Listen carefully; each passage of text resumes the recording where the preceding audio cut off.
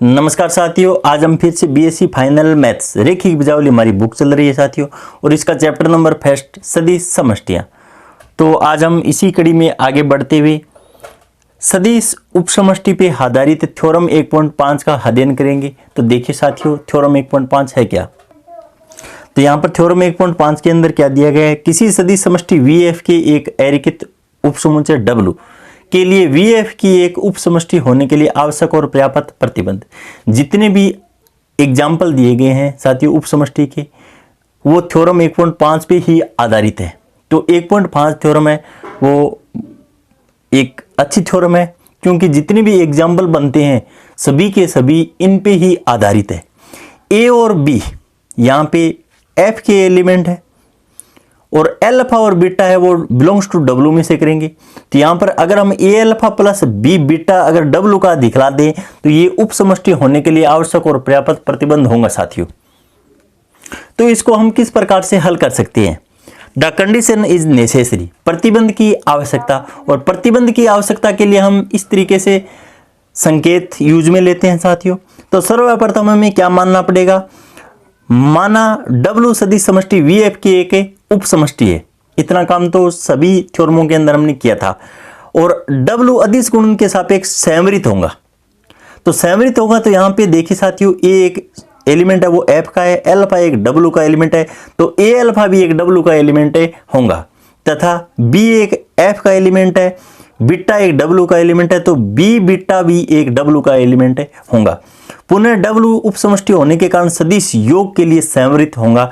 तो हम दोनों का क्या कर देंगे साथियों, योग कर देंगे, और ये भी W के अंदर हम दिखला देंगे। तो दिया गया प्रतिबंध क्या हो जाएगा, आवश्यक हो जाएगा हमारे लिए।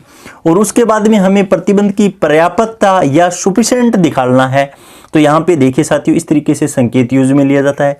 मान लो W सदिश समष्टि VF का एक अरेखित उपसमुच्चय है जो दिए गए प्रतिबंध को क्या करता है, संतुष्ट करता है। तब हमें क्या सिद्ध करना होगा साथियों, W VF की एक उपसमष्टि है, और उपसमष्टि के लिए हमें यहाँ पर देखिए साथियों V1 से लेकर V5 तक 5 प्रॉपर्टियों का पालन करवाना होगा।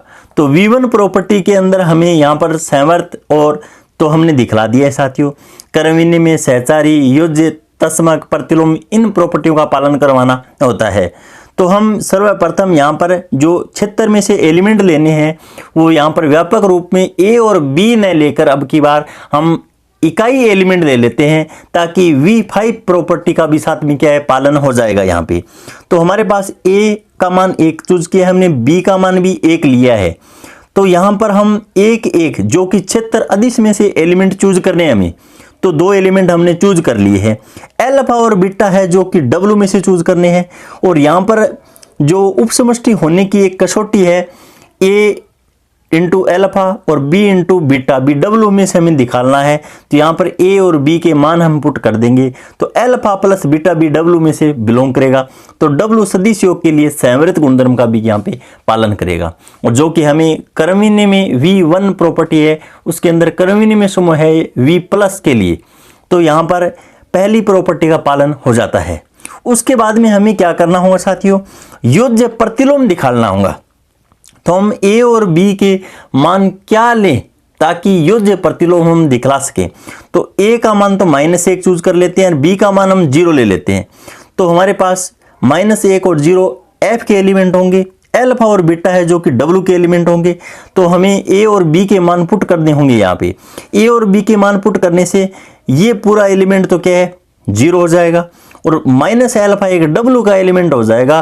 तो इसका मतलब ये हुआ कि योज्य प्रतिलोम विद्यमान हो गया। क्या हो गया, योज्य प्रतिलोम में विद्यमान हो गया। उसके बाद में हमें शून्य सदिश दिखलाना होगा। तो शून्य सदिश दिखलाने के लिए हमें A और B के मान है वो 0 0 लेने हैं, जो कि F में से बिलोंग करेंगे, अदिश एलिमेंट है। और अल्फा और बीटा W में से है जो कि सदिश है। तो यहाँ पर A और B के मान रखने के बाद में, और यहाँ पर 0 अल्फा 0 बीटा, इन दोनों का मान 0 होता है, क्योंकि 1.1 थ्योरम के अंदर हमने अध्ययन किया है पूर्व के अंदर। 0 भी एक W का एलिमेंट हो गया, तो W में शून्य सदिश भी क्या है, विद्यमान है। चूंकि W है वो एक V का क्या है, सबसेट है साथियों। तो V में सदिश योग सहचारी और क्रमविन्य में है, W में सदिश योग सहचारी क्रमविन्य में होगा, तो W प्लस एक क्रमविन्य में समूह है। तो हमने W प्लस को एक क्रम विनिमय समूह दिखला दिया है साथियों। V प्लस तो होता ही है यहाँ पे क्रम विनिमय समूह, V प्लस तो क्रम विनिमय समूह होता है, लेकिन हमने W प्लस को क्या है क्रम विनिमय समूह दिखला दिया है साथियों। उसके बाद में हम B बराबर 0 लेने पर हमें A एक F का एलिमेंट है, अल्फा बीटा W के एलिमेंट है, तो प्रतिबंध से यहाँ पे A 0 F के एलिमेंट, अल्फा बीटा W का एलिमेंट है, तो हमारे पास A अल्फा मतलब अदिश गुणनफल वाली जो प्रॉपर्टी है उसका भी हमने यहाँ पे पालन करके दिखला दिया है।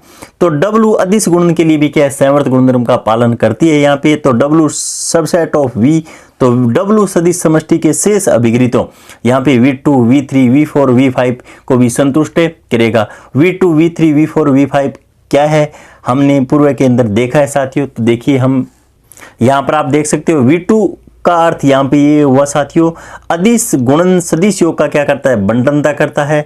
यहाँ पे अल्फा बीटा सदिश है, इस पे अदिश ऑपरेट किया तो हमारे पास A डॉट अल्फा और A डॉट बीटा प्राप्त होता है। और तीसरी प्रॉपर्टी है वो सदिश का गुणन अदिश योग का क्या करता है बंटन करता है। तो यहाँ पर A प्लस B पे हमने डॉट करवाया है अल्फा, तो यहाँ पर इस तरीके से मान प्राप्त हो जाता है। चौथी प्रॉपर्टी है वो अदिश गुणन सहचारी है, तो AB पे हमने अल्फा को ऑपरेट किया तो A और यहाँ पे ब्रैकेट B डॉट अल्फा प्राप्त हो जाता है। यहाँ पर AB है वो F के एलिमेंट है और अल्फा एक V का एलिमेंट है।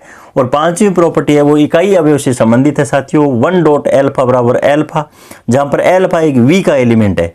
तो जहाँ क्षेत्र F का इकाई अवयव है, इस प्रकार परिणामतः हम ये बोल सकते हैं W सदिश समष्टि VF की क्या है एक उप समष्टि है।